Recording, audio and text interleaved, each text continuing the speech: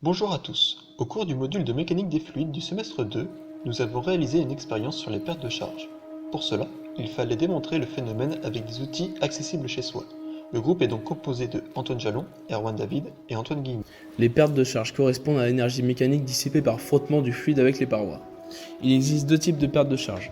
Les pertes de charge régulières qui sont dues à un frottement visqueux et les pertes de charge singulières qui sont dues à un accident ou obstacle présent sur la conduite. Les pertes de charge régulières sont relatives à une longueur de conduite et son diamètre, sa vitesse au carré et le lambda, le coefficient de perte de charge déterminé par le nombre de Reynolds. Les pertes de charge singulières sont relatives à la vitesse d'écoulement au carré et à un coefficient de perte de charge singulière noté xi.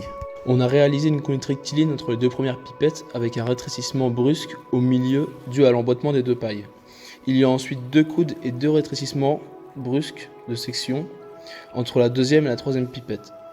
Pour cette expérience, il vous faut un entonnoir, une pipette, un lot de paille, du scotch, du jus d'orange et enfin une bouteille d'eau. Les pipettes nous permettent de constater les pertes de charge. Plus le fluide avance dans la conduite, plus il y a d'énergie mécanique dissipée par frottement. La dernière section du circuit comporte de nombreuses singularités.